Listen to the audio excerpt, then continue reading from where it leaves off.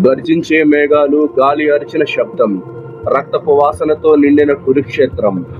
ఆకాశం నిప్పుల వర్షంలా కాంతి చిమ్ముతూ ఉంది. యుద్ధ డంకాలు భూమిని కంపించాయి. అర్జునుడు తన రథంపై నిలబడి గాండివ్యాన్ని వెనక్కి లాగాడు. అతని ఎదుట ఒక సింహంలా నిలబడి ఉన్నాడు ఒక యోధుడు. అతడే సూర్యపుత్ర వైకర్త కర్ణుడు. రెండు మహాయోధుల కళ్ళు రగిలే అగ్నిగోళాల్లా ఒకదానితో ఒకటి తాకుతూ ఉన్నాయి. ప్రపంచం శ్వాస ఆపింది. ఈ క్షణంలో ఎవరు పడతారో ఎవరు నిలబడతారో అని.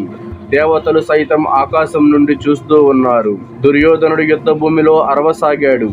ఇది కేవలం యుద్ధం కాదు, ఇది గౌరవం కోసం, దర్పం కోసం, ప్రతీకారం కోసం జరిగే సమరం.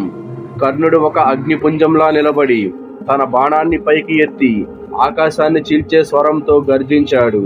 ఓ అర్జున, ఈ రోజు జీవితమే నిన్ను రక్షించలేదు. నిన్ను ఓడించడానికి నేను ఇప్పుడే పుట్టి ఉన్నాను అని కర్ణుడు గర్జించాడు. రథ చక్రాలు నేలను లాగుతూ గర్జించాయి. ధూళి ఆకాశాన్ని కమ్మేసింది. రెండు రథాలు ఒకదాని వైపు ఒకటి దూసుకెళ్తూ ఉన్నప్పుడు గాలి కత్తెవలే కోసినట్లు కేకలు వేసింది. పాండవ సేనలు వణికిపోయాయి. కౌరవ సేనలు గర్జించాయి. ఈ భూమిపై ఎన్నో యుద్ధాలు జరిగాయి, ఎన్నో వీరులు పడ్డారు. కానీ ఈ యుద్ధం రెండు యోధుల గౌరవ పోరు. ఇద్దరికీ ఒకే లక్ష్యం, అజేయుడిగా నిలవడం. కానీ కర్ణుడి గురించి ప్రపంచానికి తెలియదు. వీరుడిలా నిలబడ్డ యోధుడు ఒక శాపంతో యుద్ధం చేస్తున్నాడు. తన జీవితమే అతని శత్రువు. సమాజం అతన్ని తక్కువ చేసింది. విధి అతన్ని మోసగించింది. తల్లి అతన్ని వదిలిపెట్టింది. కానీ అతను నిలబడ్డాడు. జన్మలో అజేయుడు, జీవితంలో దానవీరుడు, మరణంలో ధర్మం. అతని కథ ఓడిపోయిన వీరుడి కథ కాదు, విధి చేత మోసగించబడినటువంటి మహాపురుషుడి కథ. అతడే సూర్యపుత్ర వైకర్త కర్ణ. రాజా సూర్యవంశానికి చెందినటువంటి యువరాణి కుంతీదేవి. చిన్న వయసులోనే ఆమె దుర్వాస మహర్షికి ఎన్నో సంవత్సరాలు సేవ చేసింది. కుంతీదేవి యొక్క సేవ, వినయం, భక్తి చూసి సంతోషించినటువంటి దుర్వాస మహర్షి ఆమెకు ఒక అసాధారణ వరం ఇచ్చాడు. ఆ వరం మనుషుల ప్రపంచానికి సంబంధించినది కాదు, దేవతల ప్రపంచానిది. కుంతీదేవి ఏ దేవుణ్ణి కోరుకున్నా ఆయన వెంటనే ప్రత్యక్షమవుతారు. ఆ వరం గురించి ఆమెకు మొదట ఆశ్చర్యం కలిగింది, తర్వాత ఆసక్తి పుట్టింది. ఒక ఉదయం సూర్యుడు పర్వతాల వెనుక నుండి బంగారు కాంతులతో ప్రపంచాన్ని ముంచుతూ పైకి ఎగిరాడు. నదీ ఒడ్డున ఒంటరిగా నిలబడి ఉన్న కుంతీదేవి పరీక్షగా మెల్లగా ఆ మంత్రం జపించింది. ఆ మంత్రం మధుర స్వరాలు ఆకాశంలో వినిపించగానే గాలి ఆగిపోయింది. భూమి స్వల్పంగా కంపించింది. అగ్నిలా ఒక దివ్యకాంతి భూమిపైన ఆవహించింది. ఆ కాంతిలో నుంచి స్వయంగా సూర్యదేవుడు ప్రత్యక్షమయ్యాడు. కుంతి, నీవు నన్ను పిలిచావు.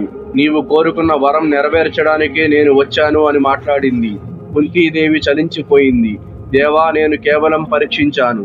నాకు ఎలాంటి కోరిక లేదు. నన్ను క్షమించండి అనింది. కానీ దేవతల వరాలు వెనక్కి తీసుకోరు. అది సృష్టి వ్యవస్థ. సూర్యదేవుడు అన్నాడు, నీ ఒడిలో జన్మించేవాడు ప్రపంచంలో అజేయుడు అవుతాడు. శివుడి తేజస్సును మించే శౌర్యం అతనికి ఉంటుంది అని. అతని ఒడిలో జన్మలోనే ఉండే కవచం మరియు కుండలాలు దివ్య రక్షకులుగా ఉంటాయి. అవి ఉన్నంత వరకు ఎవరూ ఓడించలేరు. అతని పేరు యుగ యుగాల పాటు మారుమోగుతుంది అని సూర్య భగవానుడు చెప్పాడు. ఆ మాటలతో దివ్య అక్షర శక్తి కుంతి ఒడిపై ప్రకాశించి అందులోంచి ఒక శిశువు పుట్టాడు. బంగారు కాంతులతో మెరుస్తూ శరీరంపై సహజమైనటువంటి అమోఘమైనటువంటి కవచ కుండలాలు ధరిస్తూ ఉన్నాడు. ఆ శిశువే కర్ణుడు. కానీ ఆ శుభవేళ కుంతి హృదయం విరిగిపోయింది. రాజకుమార్తెగా వివాహం లేకుండా పుట్టిన శిశువు సమాజం అర్థం చేసుకోదు. రాజవంశం ప్రతిష్టను ఛేదిస్తుంది. ఆ శిశువు జన్మను ప్రకటిస్తే శిరోచ్ఛేదనమే శిక్షగా ఉంటుంది. ఇంతలో రాత్రి పడింది. చంద్రకాంతిలో కన్నీళ్లు మెరిశాయి. కుంతీదేవి తన శిశువును ముద్దాడి గుండెలకు హత్తుకుని వణుకుతో ఉన్న గళంతో కొట్టుకుంటూ మాట్లాడింది. నా బిడ్డ, నన్ను క్షమించు. నేను నీ తల్లినే కాని నీ జీవితాన్ని కాపాడలేని పాపిని. కానీ ఒకరోజు ప్రపంచం నీ మహిమ ముందు నమస్కరిస్తుంది అని పలికింది. తన హృదయాన్ని చీల్చుకుంటూ ఆమె అతన్ని నదిలో తేలే ఒక చిన్న పెట్టిలో ఉంచింది. అదృష్ట తరంగాలు ఆ పెట్టెను ఒక మత్స్యకారుడు అయినటువంటి అతిరథుడు చేతుల్లోకి చేర్చాయి. అతిరథుడు దీనిని దేవుని ఆశీర్వాదంగా భావించాడు. తన భార్య అయినటువంటి రాధాతో కలిసి తమ పిల్లల్లో ఒకరిగా పెంచాడు. ఆ పిల్లవాడికి వత్సేషనుడు అనే పేరు పెట్టాడు. కానీ భవిష్యత్తులో ప్రపంచం పిలిచినటువంటి పేరు కర్ణుడు. కర్ణుడు చిన్ననాటి నుంచే యోధాశక్తితో పుట్టినవాడని తెలిసింది. ధనుర్విద్య, ఖడ్గ విద్య, రథసారి అన్నిట్లో సహజమైనటువంటి ప్రతిభ కలిగి ఉండేవాడు. గురుకులంలో ఆయుధ శిక్షణ ఇచ్చేవారు అతన్ని తిరస్కరించారు. నీకు యుద్ధ విద్య అర్హత లేదు అని అవమానించారు. అతని హృదయం రగిలిపోయింది. ఇతర గురువులు దూరం పెట్టినప్పుడు అతను బ్రహ్మశ్రేష్ఠుడు అయినటువంటి పరశురాముడి వద్దకు శరణు కోరాడు.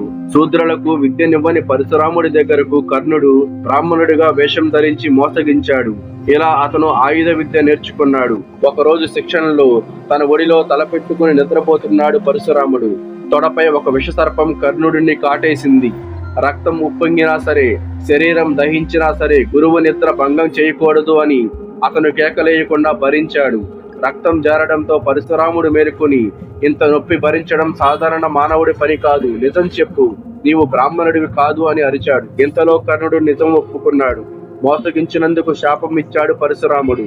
నీకు నేర్పిన విద్యలు నీకు అత్యవసరమైన సమయాన మరిచిపోతావు అనే శాపం ఇచ్చాడు.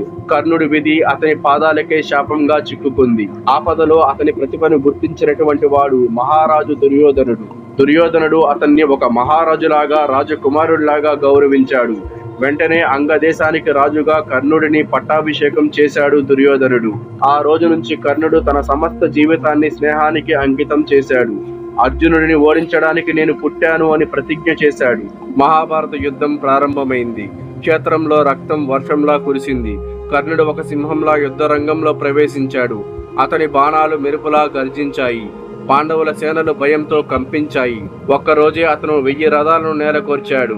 అతని ధైర్యం విరమించలేనిది. కురుక్షేత్ర యుద్ధం మొదలయ్యే ముందు రోజు రాత్రి ఆకాశం నిండా నిశ్శబ్దం. శిబిరాల్లో సైనికులు నిద్రలో ఉన్న రాజుల కన్నుల్లో మాత్రం నిద్రలేదు. కర్ణుడు తన గుడారంలో ఒంటరిగా కూర్చుని తన ఆయుధాలను తీర్చిదిద్దుకుంటూ ఉన్నాడు. తన పదునైన బాణాన్ని చేతిలో పట్టుకుని దీపం వెలుగులో దానిని చూసుకుంటూ తన మనసులో మాటగా అనుకున్నాడు, రేపటి యుద్ధం నా జీవితాన్ని నిర్ణయిస్తుంది. ఇది వైభవానికి లేదా మరణానికి దారి తీస్తుంది అని అనుకున్నాడు. అప్పుడే దుర్యోధనుడు నెమ్మదిగా గుడారంలోకి వచ్చాడు. అతని ముఖంలో ఆత్మవిశ్వాసం, కానీ కళ్ళల్లో అలజడి. కర్ణుడి పక్కన కూర్చుని అన్నాడు, కర్ణ, నీ వల్లే నాకు నమ్మకం ఉంది. నువ్వు ఉంటే నా పక్కన పాండవులకు విజయం దొరకదు అని అన్నాడు. కర్ణుడు నిశ్శబ్దంగా చిరునవ్వు నవ్వాడు. మిత్రమా, ఈ శరీరం శ్వాస విడిచే వరకు, ఆఖరి క్షణం వరకు నీ కోసం అంకితం ఇస్తున్నాను. నీ కోసం ప్రాణం పెట్టడానికైనా వెనుకడుగు వేయను. రేపటి సూర్యుడు ఆకాశంలో ఉదయిస్తే ఆకాశం కర్ణుడి ధనస్సుతోనే మారిమోగాలి అని అన్నాడు. ఆ రోజు రాత్రి కర్ణుడు తన చిన్ననాటి అవమానాలు తలుచుకున్నాడు. ఇంతలో తన తల్లి కుంతీదేవి వచ్చి నా 5 కుమారులను చంపవద్దు అని కర్ణుడిని వేడుకుంది. కర్ణుడు నొప్పితో నవ్వుతూ సమాధానం చెప్పాడు, అమ్మా, నన్ను నువ్వు జన్మించిన రోజే, ఒంటరిగా వదిలేసిన రోజే నన్ను నువ్వు కోల్పోయావు. కానీ నువ్వు అడుగుతున్నావు కాబట్టి చెబుతున్నాను.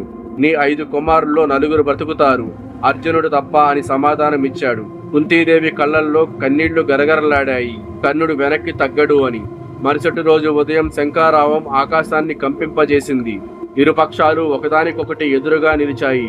అర్జునుడు మరియు కర్ణుడు ఒకరినొకరు చూడగానే యుద్ధరంగం ఊపిరి పీల్చుకుంది. వారి బాణాల డమరుకం ఆకాశంలో మెరుపుల్లా విరుచుకుపడ్డాయి. కర్ణుడు ధైర్యంగా అరిచాడు, అర్జున, శక్తి, ధైర్యం, నీ వీరత్వం చూపించు. నీతో యుద్ధం చేసే అవకాశం నా జీవితమంతటి కళ అని అన్నాడు. అర్జునుడు తన గాండివ్యాన్ని పైకి ఎత్తి గర్జించాడు, కర్ణ, నువ్వు నిజమైన వీరుడవి. నీకు గౌరవం ఉంది, కానీ నీవు చేసింది తప్పు. నీ కత్తి ధర్మానికి వ్యతిరేకంగా నిలిచింది. ఈ రోజు రణరంగం తీర్పు చెబుతుంది అని అన్నాడు అర్జునుడు. అప్పుడు ఇద్దరి మధ్య జరిగిన యుద్ధం దేవతలకే భయం కలిగించేలా చేసింది. గంటల తరబడి వారు పోరాడారు. దేవతలు, ఋషులు, పితృదేవతలు ఆకాశం నుండి చూసేంత యుద్ధం. కర్ణుడు తన శక్తి మొత్తం వినియోగించి అర్జునుడిని పడగొట్టే స్థాయికి తీసుకొని వెళ్ళాడు. అర్జునుడి రథం ఒక్కసారిగా వెనక్కి లాగబడింది. కృష్ణుడు రథాన్ని సమతుల్యం చేశాడు, కానీ ముఖంలో ఆందోళన కనిపించింది. ఆ సమయానికే కర్ణుడి రథచక్రం బురదలో ఇరుక్కుంది. పరశురాముడి శాపం నిజమయ్యింది. రథం కదలట్లేదు. కర్ణుడి రథం దిగిపోయాక పిలిచాడు, అర్జున, యుద్ధ ధర్మం ప్రకారం యోధుడు ఆయుధం లేని వాడిపై దాడి చేయకూడదు. అనుమతిస్తే రథచక్రం పైకి ఎత్తి లాగుతాను అని అన్నాడు. అర్జునుడు ఒక క్షణం ఆగాడు, కానీ కృష్ణుడి కళ్ళు రగిలిపోయాయి. కర్ణ, ధర్మం గురించి మాట్లాడేది నువ్వేనా? అభిమన్యుని వెనుక నుంచి చంపినప్పుడు ధర్మం ఎక్కడుంది? అప్పుడు నువ్వెందుకు ధర్మం కోసం ఆపలేదు? కర్ణుడు నిశ్శబ్దంగా తల వంచాడు. అతను మూర్ఛపడేంతగా తన శరీరంతో రథచక్రాన్ని లాగడానికి ప్రయత్నించాడు. చేతులు గాయపడ్డాయి, కానీ ప్రయత్నం ఆపలేదు. అప్పుడు కృష్ణుని ఆజ్ఞతో అర్జునుడు బ్రహ్మాస్త్రానికి సమాన శక్తి కలిగినటువంటి బాణాన్ని కర్ణుడి ఛాతిలోకి దూశాడు. రక్తం నేలను తడిపింది. కర్ణుడు నెమ్మదిగా నేలపై కూలిపోయాడు. ఆకాశం ఒక్కసారిగా చీకటి అయ్యింది. దేవతలు కూడా కన్నీళ్లు కార్చారు. చివరి శ్వాసల్లో కర్ణుడు ఆకాశాన్ని చూస్తూ అన్నాడు, సూర్యదేవా, నన్ను నీ దగ్గరకు తీసుకుని వెళ్ళు. నేను బాధపడింది సింహంలా, మరణిస్తుంది యోధుడిలా అని అన్నాడు. సూర్యుడు మేఘాల వెనుక నుండి ఒక బంగారు కాంతి వెలుగులా ప్రత్యక్షమై అతని శరీరం మీద పడింది. కర్ణుడు చిరునవ్వుతో కళ్ళు మూసుకున్నాడు. రణరంగం నిశ్శబ్దంలో మునిగిపోయింది. పాండవులు, కౌరవులు, దేవతలు అందరూ ఆ క్షణం ముందు తల వంచి నిలిచారు. ఎందుకంటే కర్ణుడు శత్రువు కాదు, యుద్ధ రంగంలో ఎన్నడూ చూడని అత్యంత గొప్ప యోధుడు. కుంతీదేవి తర్వాత తన మృతదేహం దగ్గరకు వచ్చి గుండె చప్పుడు మౌనం చేస్తూ రోదించింది. నా బిడ్డ, నిన్ను ప్రపంచానికి చెప్పడానికి నాకు ధైర్యం రాలేదు, నన్ను క్షమించు అనింది. కానీ కర్ణుడు అప్పటికే తన అమరత్వాన్ని పొందాడు. గౌరవంలో, వీరత్వంలో, త్యాగంలో కాలం గడిచిన కర్ణుడి పేరు గాలి లోపల నిండుగా వినిపిస్తుంది. దానంలో సూర్యుడు, ధైర్యంలో సింహం, స్నేహంలో మహాసముద్రం.